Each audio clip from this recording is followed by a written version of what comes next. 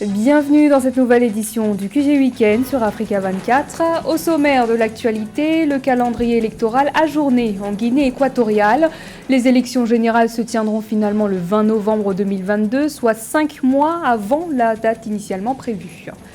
Le Niger, préoccupé par la sécurité, la démographie et la dégradation du climat, le président Mohamed Bazoum a évoqué le sujet à la 77e session de l'Assemblée générale de l'Organisation des Nations Unies à New York.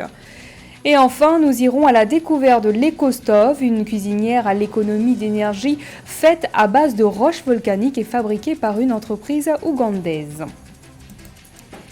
Le doute a été levé autour de la potentielle candidature du président Teodoro Obiang Nguema Bazogo. Celui qui dirige la Guinée équatoriale depuis 43 ans briguera finalement un 6e mandat lors de la présidentielle de novembre. Il a été désigné à l'unanimité par le bureau exécutif du PDGE ce vendredi 23 septembre. Il se présentera donc comme un candidat du parti à l'élection présidentielle du 20 novembre 2022. Une décision qui a été annoncée par voie de communiqué. La décision était très attendue par le peuple équato-guinéen.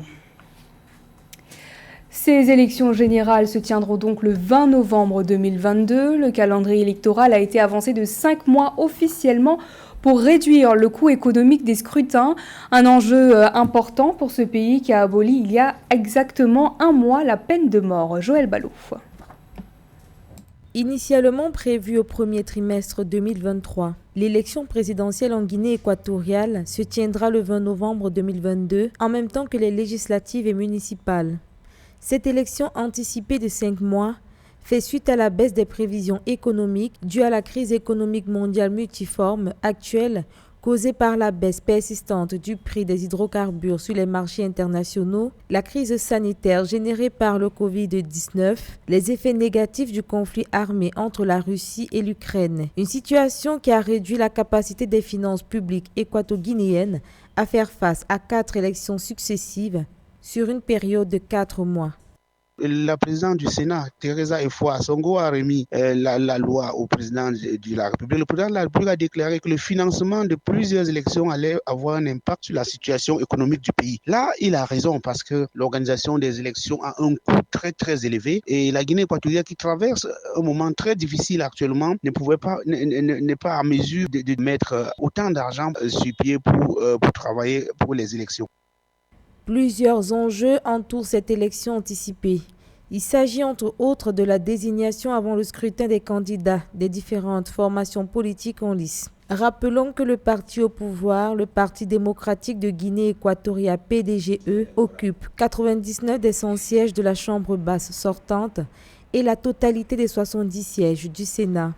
Cela ne changera rien sur la situation politique dans le pays parce que, comme vous le savez, le Parti démocratique de Guinée équatoriale est presque un parti unique dans ce pays. Et ce parti a scellé une coalition électorale avec 14 autres formations politiques qui disent constituer la majorité présidentielle. L'unique parti qui s'appelle Convergence pour la démocratie sociale sera peut-être la seule formation politique qui va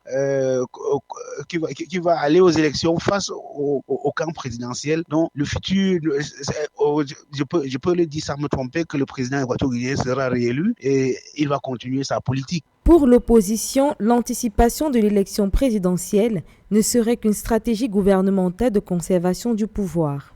Pour rappel, le 20 septembre 2022, la Guinée équatoriale a aboli la peine de mort, une démarche qui invite les institutions internationales à revoir leur regard sur le pays, souvent accusé de bafouer les droits humains.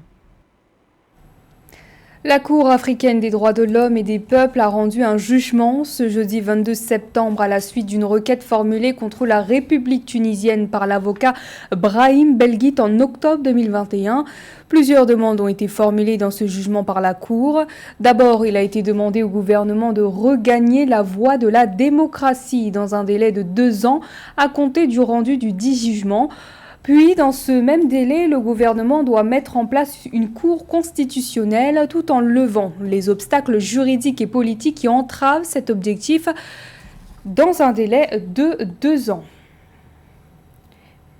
Sécurité, démographie et climat, ce sont les principaux thèmes abordés par le président nigérien Mohamed Bazoum à la tribune des Nations Unies, avec en ligne de mire la situation d'instabilité dans le Sahel. Il a également rappelé l'attention particulière qu'il porte à l'initiative africaine de la Grande Muraille Verte à Ménédi.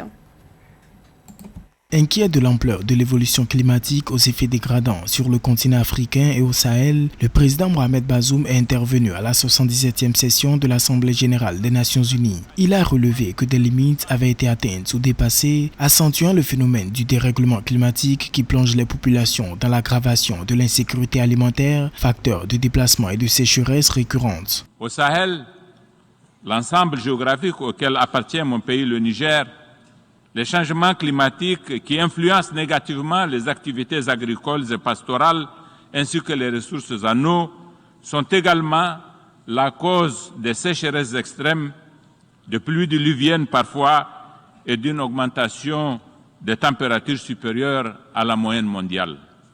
C'est pourquoi le Niger accorde une attention toute particulière à l'initiative africaine de la Grande Muraille Verte qui s'inscrit dans le cadre de l'agenda 2063 de l'Union africaine.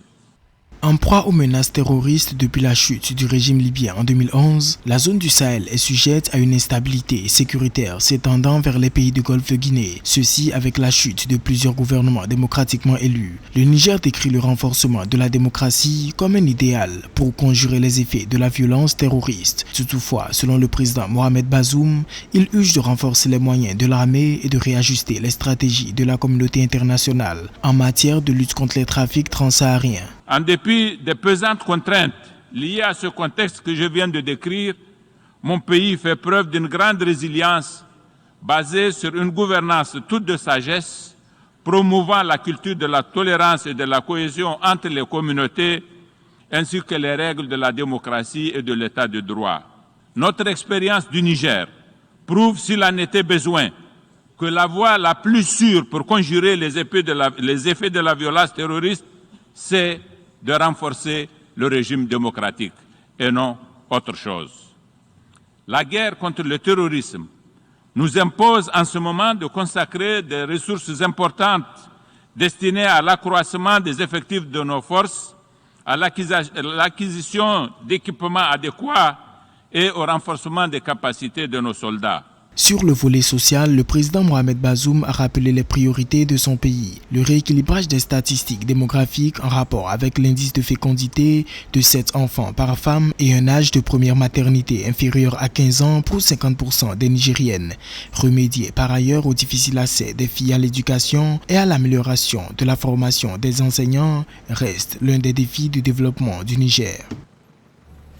Dans la continuité de cette prise de parole à New York, le président de la Guinée-Bissau, Umaro Sissoco Embalo, a demandé lui aussi à la communauté internationale de s'impliquer davantage dans la lutte contre le terrorisme en Afrique de l'Ouest et dans toute la région du Sahel. Joël Balouf. Malgré le cadre politique et juridique dont dispose la communauté économique des États de l'Afrique de l'Ouest pour prévenir et résoudre les crises politiques et institutionnelles, l'extrémisme violent s'intensifie dans la région ouest africaine. Une alerte lancée par le président de la Guinée-Bissau, Umaro Sissoco Embalo, président en exercice de la CEDEAO, au cours de la 77e édition de l'Assemblée générale de l'ONU. Il invite la communauté internationale à s'investir davantage dans la lutte contre le terrorisme en Afrique de l'Ouest et dans toute la région du Sahel. Nous avons besoin d'une assistance internationale pour empêcher, arrêter l'avancée du terrorisme en Afrique de l'Ouest et dans la région du Sahel dans son ensemble. Le terrorisme constitue une menace pour la paix et la sécurité internationale et afin de lutter contre celui-ci avec efficacité, nous devons impliquer la communauté internationale dans son ensemble et les Nations Unies en particulier. Ferme partisan du multilatéralisme, du dialogue et de la coopération, le président Embalo reste attaché au maintien de la paix, de la stabilité et de la sécurité. Alors que la CEDEAO joue un rôle majeur dans la résolution des crises politiques et institutionnelles, les défis qui constituent des obstacles au développement et au bien-être des populations deviennent trop nombreux pour être surmontés par la seule implication de l'organisme à sa charge. La stabilité d'une grande partie du continent, en général, et de l'Afrique de l'Ouest en particulier, est menacée par l'insécurité.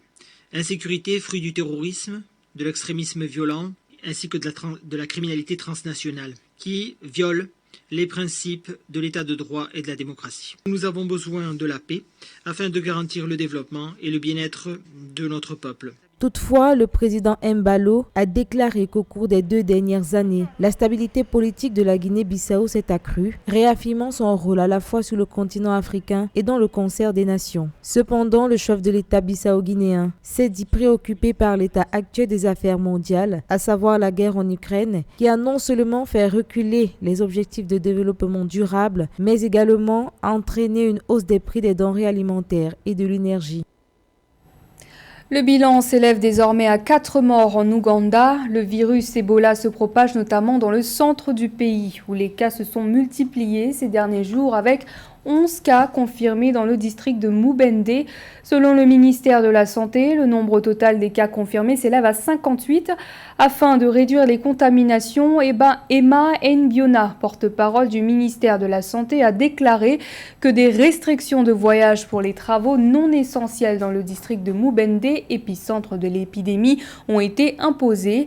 Par ailleurs, la vaccination des travailleurs de première ligne dans les zones frontalières avec la République démocratique du Congo se poursuit.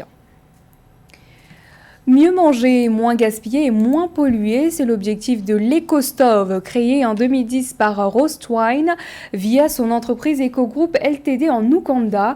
L'EcoStove, une cuisinière à économie d'énergie à base de roches volcaniques, une forme de cuisson largement respectueuse de l'environnement, découverte avec Corinne Camdem.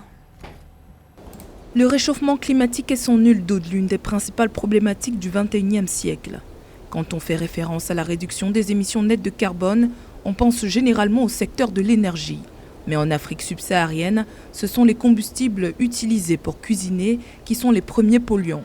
Si l'Afrique veut parvenir à réduire ses émissions, elle doit trouver un moyen propre et peu coûteux de cuisiner pour tous.